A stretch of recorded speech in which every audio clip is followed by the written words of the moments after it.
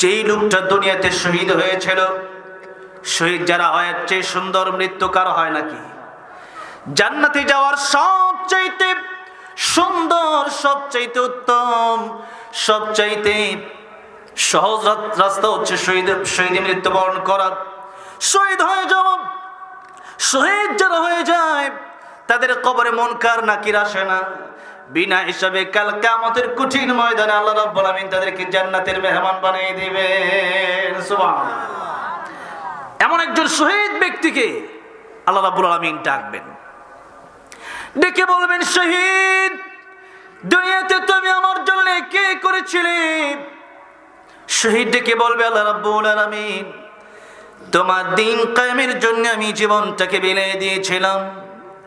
আল্লাহ রাব্বুল আলামিন বলবেন, তুমি মিথ্যে বলছো, আমার দ্বীনের জন্য তুমি শহীদ হও নাই, আমার দ্বীন কায়েমের জন্য তুমি শহীদ হও নাই, বরং তুমি শহীদ হয়েছিলে।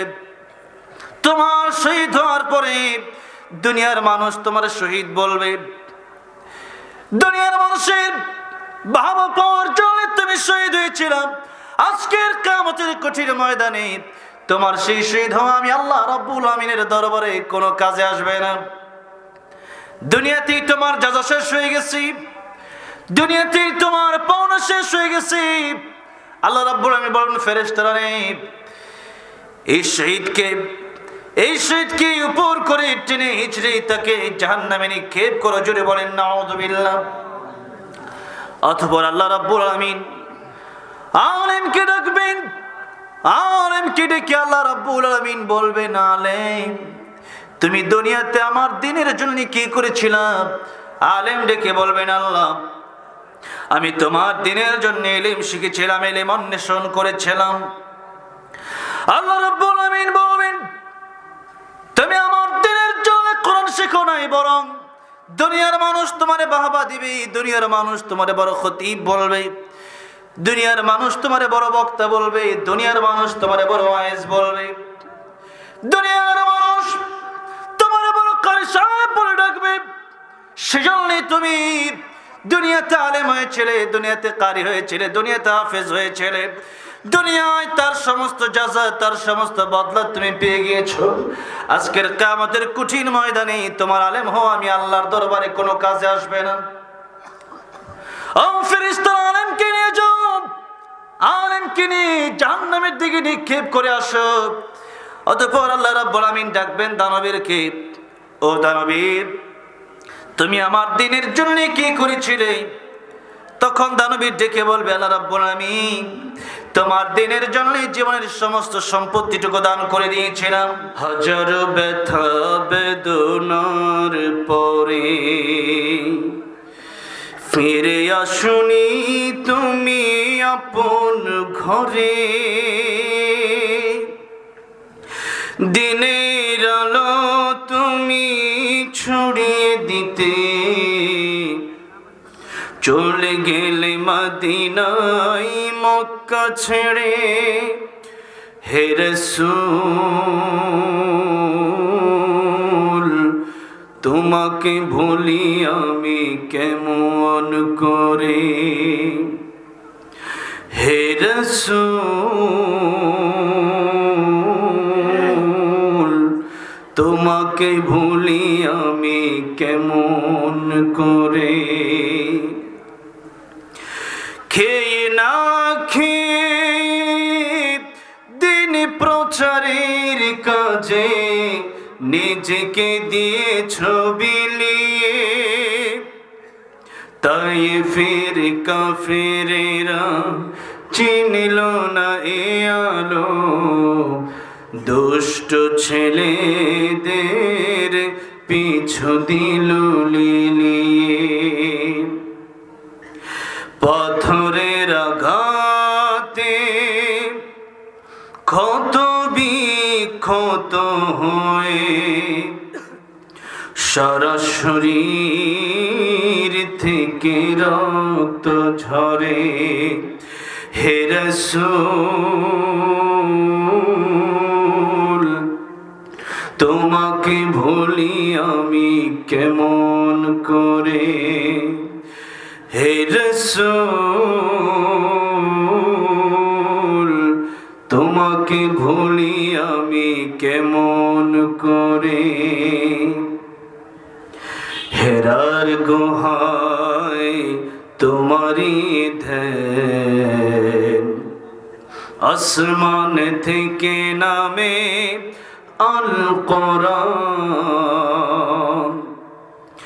ভাঙলো সবার ভুল তোমারি পরে, আসলো কোরআনের ছায়া তলে, খালিদ ওমর আলী আবু বকর, ইসলামী ঝান্ডা নীল যে তোলে, আল আমিন তুমি ছিলে চিরদিন, সকল মানুষের তরে, হে রাসূল তোমাকে ভুলি আমি কেমন করে, হে রাসূল তোমাকে ভুলি আমি কেমন করে, বালাগাল উলা বিকামালিহি কাশাফাদ দুজা বিজামালিহি, হাসনাত জামিউ খিসালিহি, সাল্লু আলাইহি ওয়া আলিহি। বগুড়া জেলার অন্তর্গত ধনট থানার জোরশিমুল ঈদগাহ মাঠ ময়দানে আয়োজিত আল ইত্তেহাদ ইসলামী ছাত্র সংগঠনের উদ্যোগে আজকের ২৭তম অধিবেশনের এই বিরাট তাফসিরুল কোরআন মাহফিলের সম্মানিত শ্রদ্ধাভাজন সভাপতি,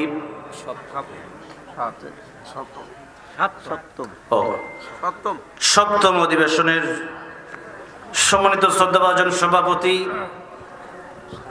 চিকাশী ইউনিয়ন পরিষদের সম্মানিত চেয়ারম্যান,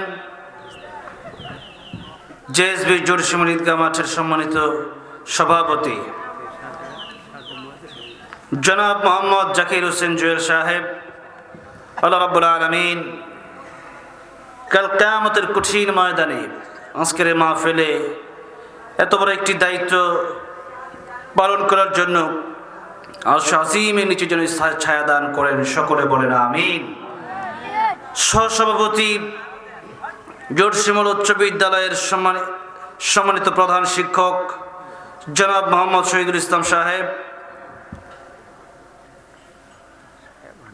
এবং জনাব মোহাম্মদ নুরুল ইসলাম সাহেব, আজকের মাহফিলের সম্মানিত প্রধান অতিথি বগুড়া ৫ ধনট শেরপুর দুইটি থানার সম্মানিত জাতীয় সংসদ সদস্য জনাব গোলাম মোহাম্মদ সিরাজ সাহেব, আল্লাহ রাব্বুল আলামিন ওনাকে হায়াতে তয়্যিবা দান করেন, পড়েন আমিন।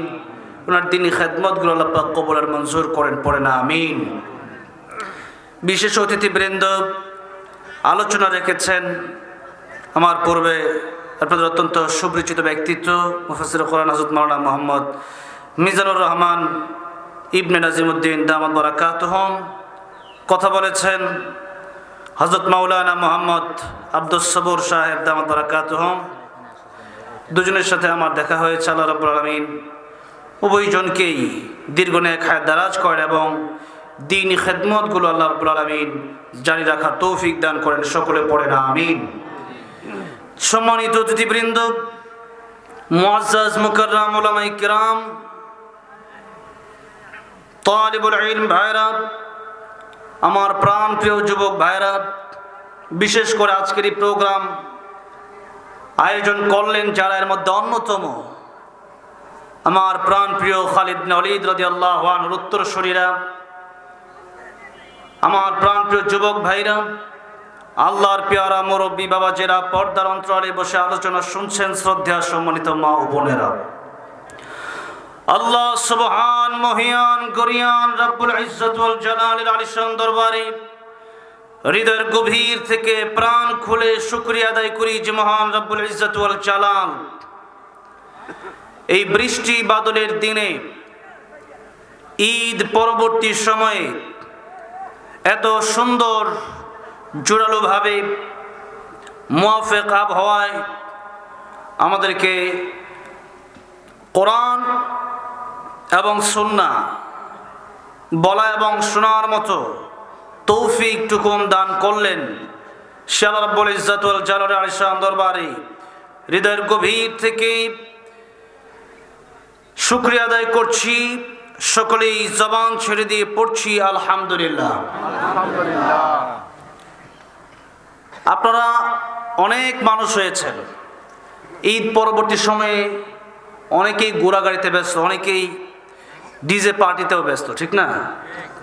অনেক যুবক ভাইদেরকে দেখলাম এই রোডে আসতে আসতে দেখলাম তারা ডিজে পার্টিতে ব্যস্ত। এই ঈদের খুশি আল্লাহ রাব্বুল আলামিন আমাদেরকে দিয়েছেন আল্লাহর ইবাদতের জন্য, কিন্তু সেই ইবাদত না করে যারা ঢোল তবলা ডিজে পার্টি করছে তারা আল্লাহকে কষ্ট দিচ্ছে, শয়তানকে খুশি করছে। আমরা আল্লাহর দলে আছি, যেহেতু আমরা ঈদ উদযাপন করেছি আল্লাহর ইবাদতের মাধ্যমে এবং ঈদের পরবর্তী দিনেও আমরা আল্লাহর ইবাদতে মশগুল আছি।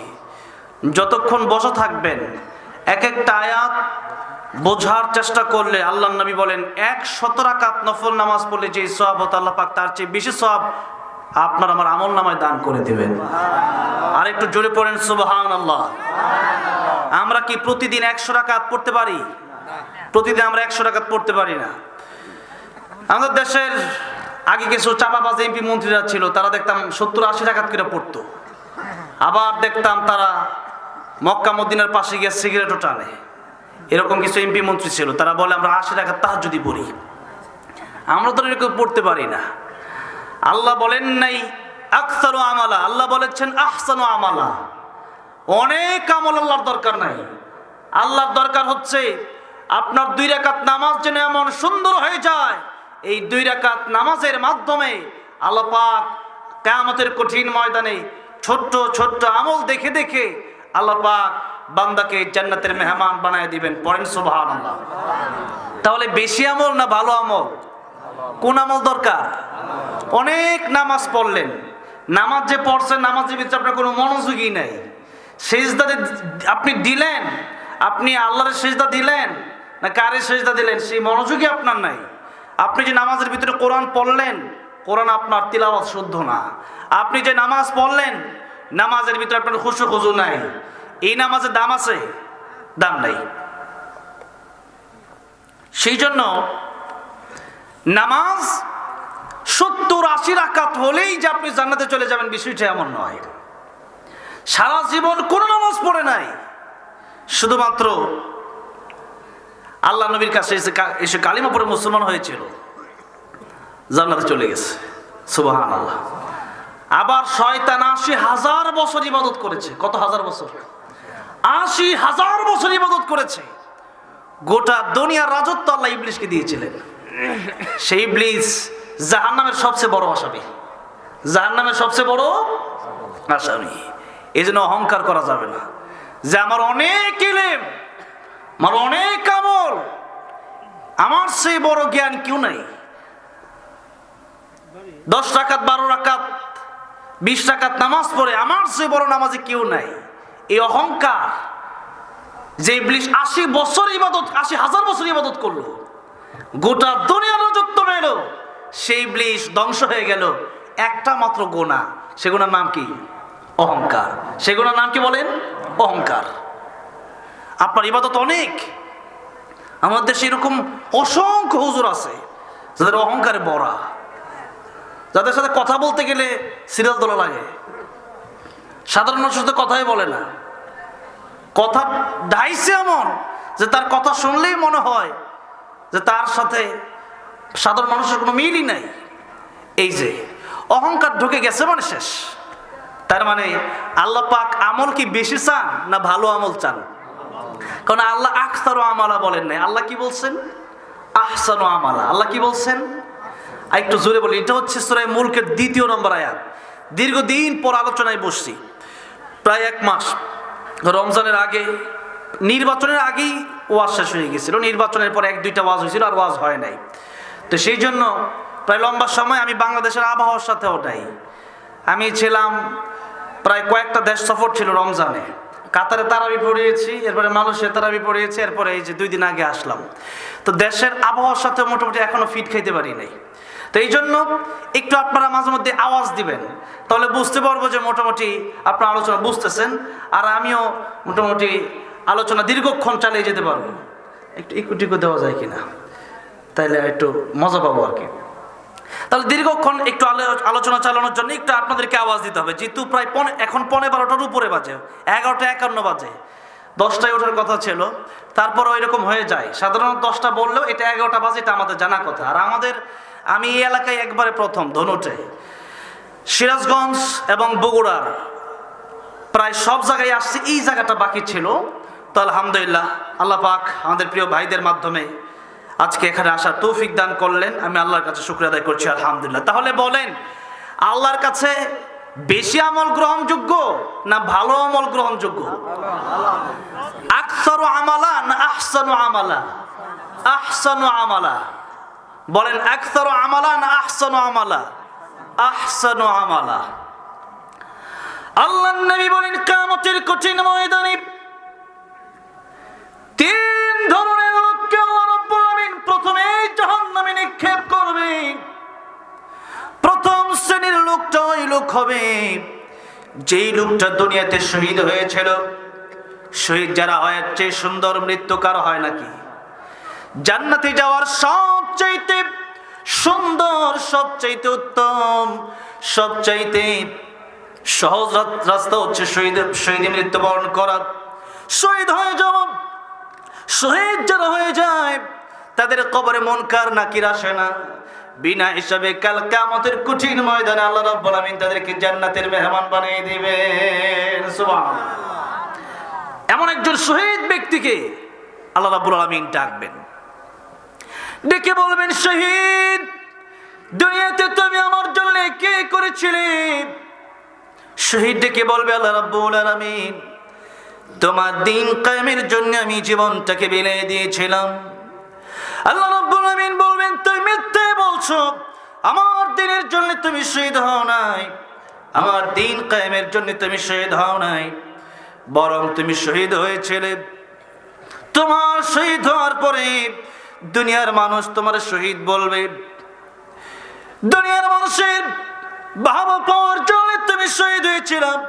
আজকের কিয়ামতের কঠিন ময়দানে তোমার সেই শহীদ হওয়া আমি আল্লাহ রাব্বুল আমিনের দরবারে কোনো কাজে আসবে না। দুনিয়াতেই তোমার যাজা শেষ হয়ে গেছি, দুনিয়াতেই তোমার পাওনা শেষ হয়ে গেছে। আল্লাহ রাব্বুল আমিন বলেন, ফেরেশতারা রে, এই শহীদকে উপর করে টেনে হিচড়ে তাকে জাহান্নামে নিক্ষেপ করো। জোরে বলেন নাউযুবিল্লাহ। অতঃপর আল্লাহ রাব্বুল আমিন আলেমকে ডাকবেন, আলেমকে ডেকে আল্লাহ রাব্বুল আলামিন বলবেন, আলেম, তুমি দুনিয়াতে আমার দ্বীনের জন্য কি করেছিলাম? আলেম ডেকে বলবেন, আল্লাহ, আমি তোমার দ্বীনের জন্য ইলম শিখেছিলাম, ইলম অন্বেষণ করেছিলাম। আল্লাহ রাব্বুল আলামিন বলবেন, তুমি আমার দ্বীনের জন্য কোরআন শিখো নাই, বরং দুনিয়ার মানুষ তোমারে বাহবা দিবে, দুনিয়ার মানুষ তোমারে বড় খতিব বলবে, দুনিয়ার মানুষ তোমারে বড় বক্তা বলবে, দুনিয়ার মানুষ তোমারে বড় ওয়াইজ বলবে, দুনিয়ার মানুষ তোমারে বড় কারি সাহেব বলে ডাকবে। সেজন্য তুমি দুনিয়াতে আলেম হয়েছিলে, দুনিয়াতে কারি হয়েছিলে, দুনিয়াতে হাফেজ হয়েছিলে, দুনিয়ায় তার সমস্ত জাযা, তার সমস্ত বদলা তুমি পেয়ে গিয়েছো। আজকের কিয়ামতের কঠিন ময়দানে তোমার আলেম হওয়া আমি আল্লাহর দরবারে কোনো কাজে আসবে না। ও ফেরেশতারা, আলেমকে নিয়ে যাও, আলেমকে নিয়ে জাহান্নামের দিকে নিক্ষেপ করে আসো। অতঃপর আল্লাহ রাব্বুল আমিন ডাকবেন দানবীরকে, ও দানবীর, তুমি আমার দ্বীনের জন্য কি করেছিলে?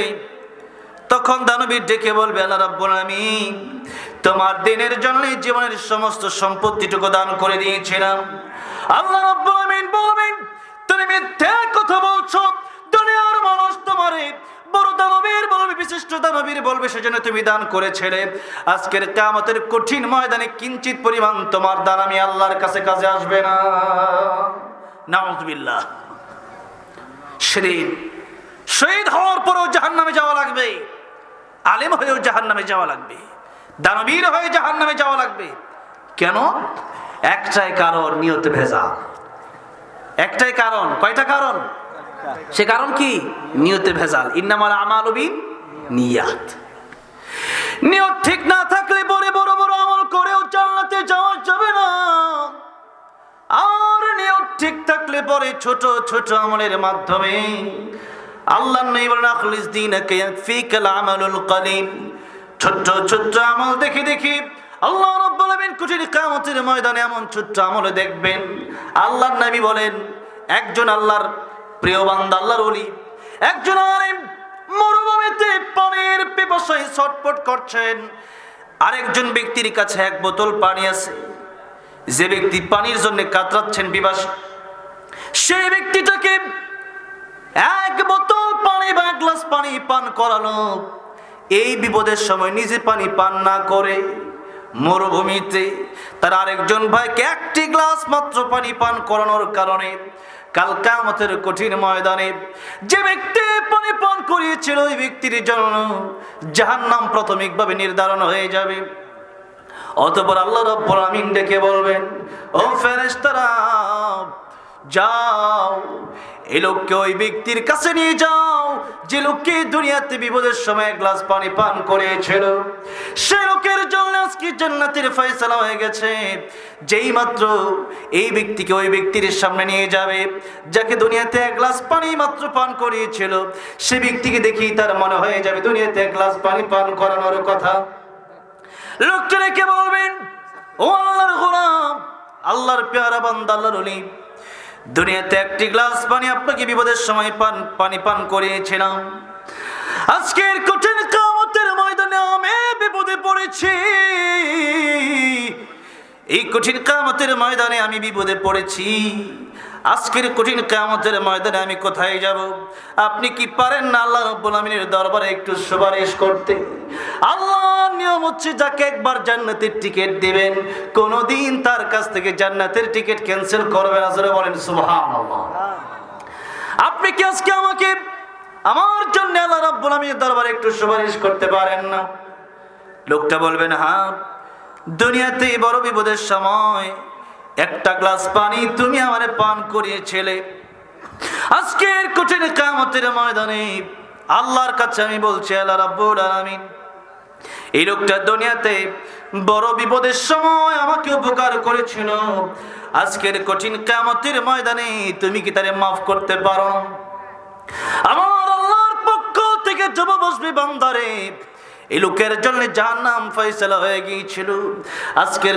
আজকের কঠিন কিয়ামতের ময়দানে তার জন্য জাহান্নাম ফয়সালা হওয়ার পরেও ওই যে দুনিয়াতে তোমার এক গ্লাস পানি পান করিয়েছিল, সে একটি গ্লাস পানি পান করানোটা আমি আল্লাহর জন্য ছিল, আমি আল্লাহকে খুশি করার জন্য ছিল, দুনিয়ার কোনো বাবা পাওয়ার জন্য ছিল না। ছোট্ট এমন আমি আল্লাহর দরবারে কবুল হয়ে গেছে। আজকের কঠিন কিয়ামতের ময়দানে একটি গ্লাস পানি পান যেটা তোমারে করালো, তোমার জন্য তার দিলে এত দয়া লাগলো। আমি আল্লাহ রহমান, আমি আল্লাহ রহিম, আমি আল্লাহ গফফার। আজকের কঠিন কিয়ামতের ময়দানে আমি আল্লাহ রাব্বুল আমিন দয়া করে মায়া করে ওই একটি গ্লাস পানি পান করানো কেউ ছিল বানায়া আমি আল্লাহ রাব্বুল আমিন তোমার সাথে তাকেও জান্নাতের মেহমান বানিয়ে দিলাম। আল্লাহু আকবার।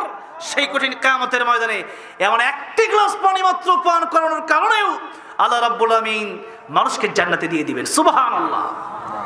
আর আমরা অনেক বেশি আমলে দৌড়াচ্ছি, কিন্তু নিয়তে প্রচন্ড ভেজাল।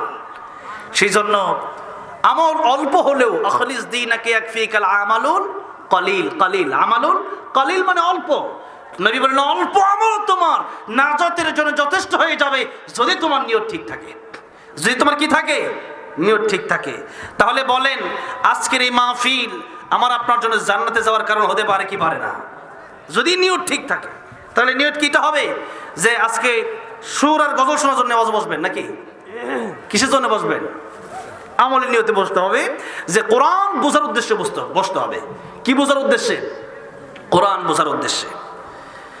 আমার ভাইরা, বাবাজিরা, রাত 12টা পার হয়ে গেছে। এখন আপনাদেরকে মাঝে মাঝে একটু উঠাউঠি করলে বসতেও বলতে পারি না।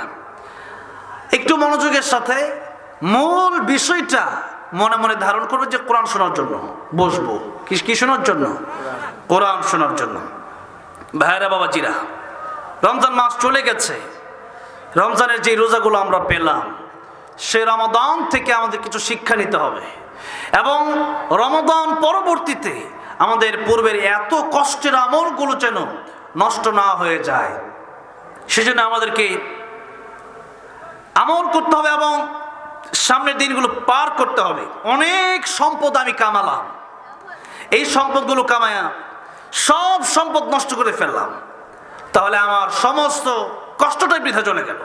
এই জন্যেই এমন কোনো কাজ রমজানের পরে আমরা করব না যেই কাজ করার মাধ্যমে আমাদের জীবনের এই কষ্টগুলো, এই রোজা রাখার কষ্টগুলো, এই পিপাসার কষ্টগুলো নষ্ট হয়ে যায়। ভাইরা বাবাজিরা আমার, সেই জন্যেই পবিত্র কোরআন শরীফে সূরাতুল হুজুরাত এর 12 নম্বর আয়াতে কারিমা আপনাদের সামনে তিলাওয়াত করেছি।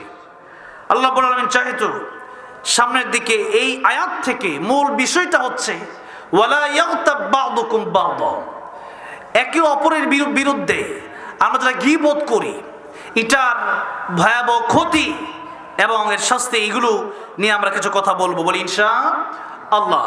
মোটামুটি ধৈর্য আছে আপনাদের? আমি কথাই বলতে পারতেছি না, অনেকদিন পর আলোচনা, আবার আপনাদের আওয়াজ খুবই কম।